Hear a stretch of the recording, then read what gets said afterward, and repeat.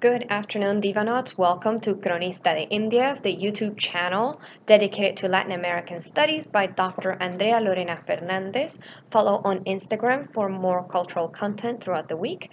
I am currently recording at Baruch College's vertical campus. The struggle to find an empty room is real. I just spent like half an hour walking up and down the hallways until I found this room, and this seems to be the Apple treasure trove for the business students. So we are in for a treat of looking over at computers, but there's sunlight, so that's what matters.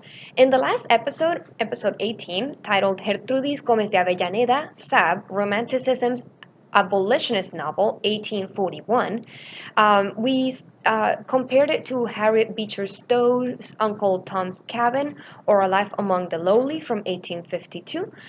We gave a brief summary of Gertrudis' life, also known as Tula, to her friend and to us, to her friends and to us as well. And we talked about Sab, the novel from 1841, as a precursor to Cuba's abolitionist and independence movements, which go hand in hand. Today's episode 19 is titled Clorinda Matto de Turner, Indigenismo in Birds Without a Nest from 1889. This episode will conclude the 19th century for the purposes of Latin American Divas, our current season. For this episode, we're going to study an explanation of Indigenismo, gamonalismo, positivism, social Darwinism, and the Peruvian Republic. Birds Without a Nest and Clorinda Matto de Turner gives us the context of the War of the Pacific from 1879 to 1873. The indigenous community that the novel is set in is in the Sierra, or in the highland village of KILLAC. It features anticlericalism to reform the abuse of Catholic clergy, and sees the criolla woman, or the Spanish-born in America, the woman, as an intermediary between the government and social justice. We also try to explain why Clorinda was exiled and excommunicated for this orphaned discourse in the earliest Indigenista novel. Right, so step number 1, Indigenismo, Positivism, Social Darwinism, and the Peruvian Republic. So Indigenismo is an urban cultural movement that peaks in Peru between 1920 and 1940, much like the Caribbean Negrista movement seen in the previous episode.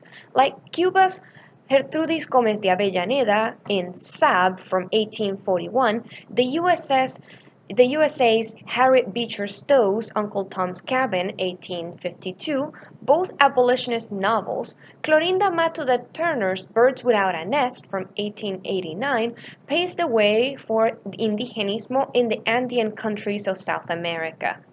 Indigenismo and the abolitionist novels are closely tied with the Romantic movement, and its characteristics include originality, individuality, man versus nature, profusion of sentiments, emergent national identities, anti-industrialism, the vindication of the oppressed groups versus the Republican state. We have discussed social Darwinism in the previous 2 to 3 episodes, particularly with Gertrudis Gómez de Avellaneda. The following dissertation on Indigenismo and Positivism comes from my original research, titled The Dissident Cosmos, the Andean World Across Cultural Productions, in a book that is forthcoming in 2019 titled Latin America in the World. Please look it up and pre-order our book. Okay, so for Latin America's indigenous peoples, the attainment of national independence was not accompanied by liberation from servitude and cultural domination. Rather, native-born Creole elites came to power and replaced the colonial institutions of forced labor and debt peonage. The rise of the economic liberalism enabled the same elites to attack institutions of Indian cultural survival, such as the Ayu and communal land ownership. In the Andean Sierra, or highlands, the institutions of colonial overlordship, the hated mita and encomienda, were replaced by gamonalismo. Gamonales, a Quechua word that refers to a parasitical weed, were native-born landlords who exploited rural Quechua and Aymara through a system of debt peonage. By monopolizing most of the arable land and keeping much of it fallow, the gamonales kept the indigenous campesinos, or country people, dependent since they could not grow food on surplus land, and narrowed the chances of ethnic survival. Moreover, the owners kept wages and in-kind sharecropper compensation too low to enable the repayment of debt. Indebtedness, in turn, was generated by the gamonales setting prices at their company stores so high that campesinos could never repay them. Peruvian law institutionalized peonage as a system of unfree labor by prohibiting debtors from leaving their employment until all debts had been paid.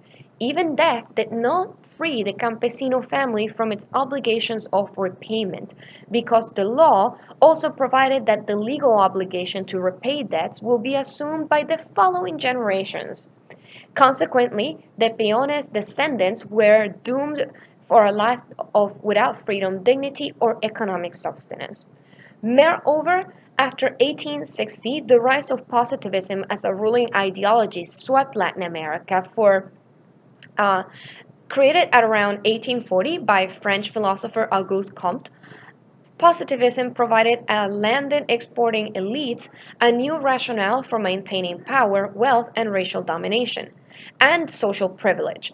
Part of the creed was that the social Darwinistic notion that Latin America's indigenous peoples, whether they be black, red, mestizo, or mulatto, were poor and powerless due to ethnic and cultural inferiority. In Peru, positivists argued that the Inca race was a degraded people whose traditional culture impeded the conquest of national development. Clorinda Matto de Turner responds to this. She is dated from 1852 to 1909. The first topic that we're going to talk about is Latin America's 19th century and its context of wars and widows. The War of the Pacific from 1879 to 83 demoralizes the Peruvian national identity. Here's its development. There's a growth in nitrate exports from 1874 to 79.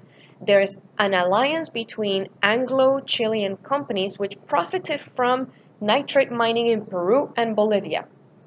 Peru and Bolivia fight to nationalize their portion of the nitrate-rich regions.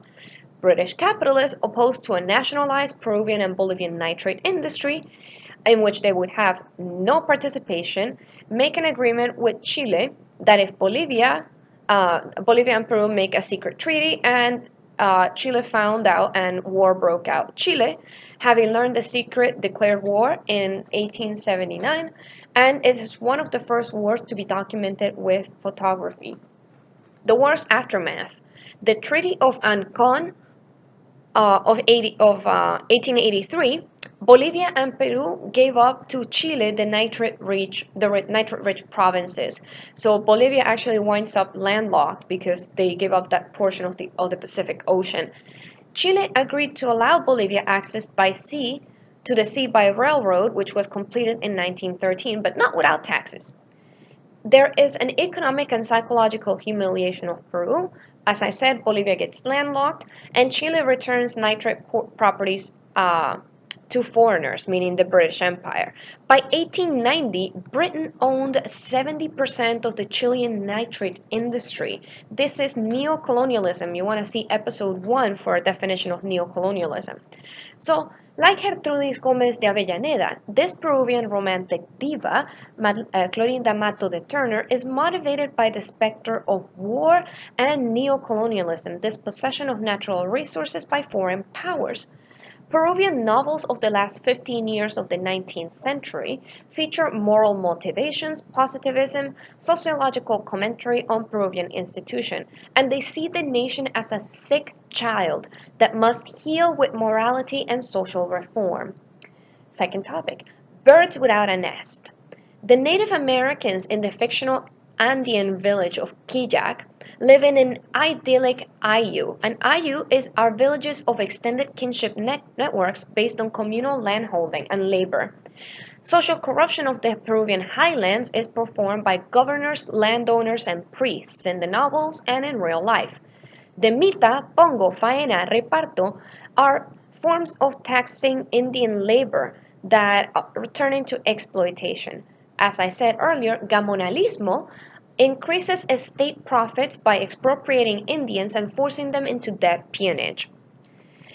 Clorinda Matto de Turner is a late romantic. She believes that love can cure social problems and burdens the criolla Republican motherhood or criolla women who intercede on behalf of the paternalistic republic before the paternalistic republic on behalf of the IU. So she acts as the mediator between the Native American community and the Peruvian central state. Marianismo gains new political agency in the context of war and widowhood. In the story, Lucia and Fernando Marin, think of María, Marin is a play on Virgin Mary's name, are limeños living in KILLAC, and they're often sought by the exploited natives for assistance against abusive gamonales and clerics.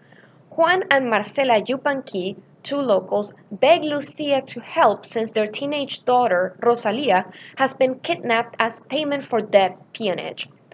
Quote, at that moment the noble figure of Don Fernando appeared at the door, in time to hear the last words of his wife, and hesitated a little when he saw the faces of the Indians surrounding Lucia, who, when she saw him, threw herself into his arms, saying, Fernando, Fernando mine, we cannot live here. If you insist we will live fighting the bloody battle of the good against the bad. Oh, let us save them. Look at these unfortunate parents. It was to help them that I asked you for the $200. But before I could make use of the money, their youngest daughter has been carried away and to be sold. Oh, Fernando, help me, because you believe in God, and God ordains charity before everything else. Unquote.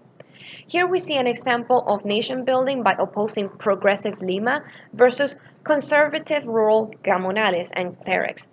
Clorinda Matto de Turner advocates for clerical marriage to eliminate sexual abuse against Native American women, thus reforming the Catholic Church.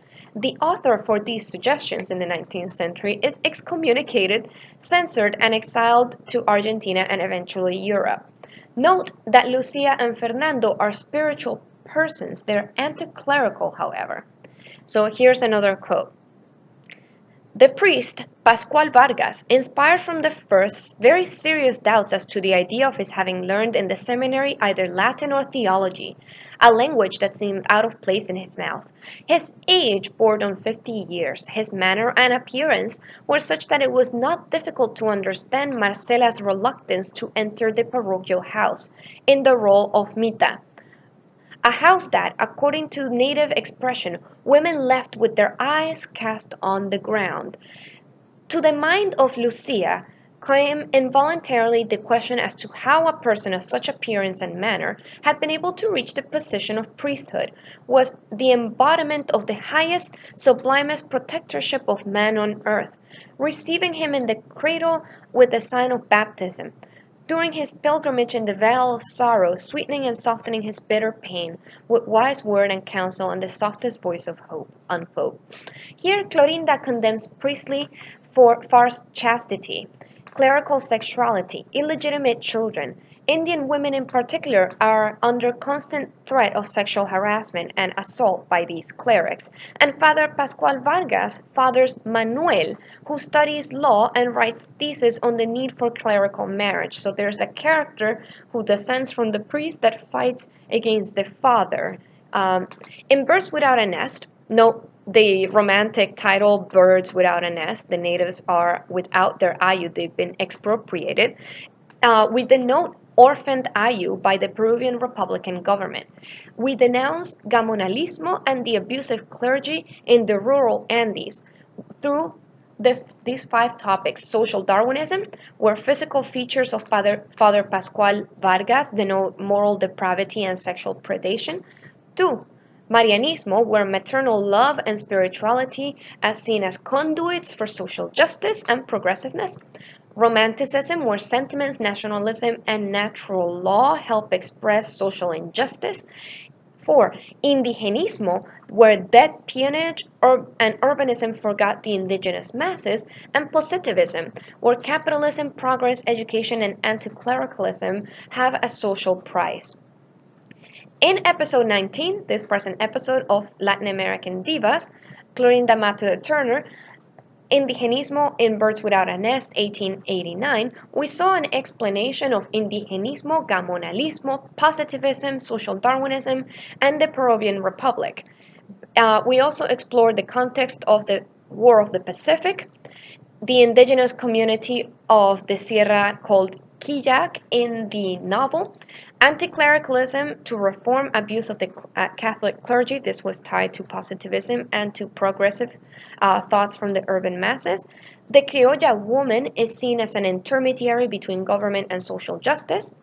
And lastly, why Clorinda is exiled and excommunicated for her orphaned discourse in this Indigenista novel. In the next episode, episode 20, we begin the third unit of Latin American Divas titled CHICAS MODERNAS, spanning from 1900 to 1959. The lineup for the next 10 episodes includes, but is not limited to, the Southern Cone's sufragistas, María Abella Ramírez and Ernestina López, the soldaderas of the Mexican revolutions through the eyes of the child narrator Nelly Campobello in Cartucho, My Mother's Hands. The Moneymakers, you're gonna love these. Eva Perón and Frida Kahlo are gonna get their own episodes. We're also gonna give an episode to America's teacher and Nobel Prize winner Gabriela Mistral. And lastly, the Butterflies, Dominican Republic's Mirabal sisters, Patria, Minerva, María Teresa, and Dede Mirabal.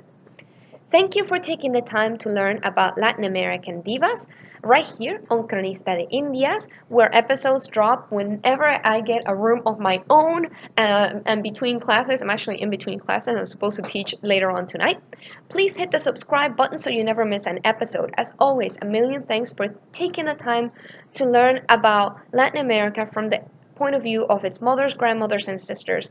Thank you for viewing, liking, sharing the episodes, and as always, our motto is #YouDoEpicShit.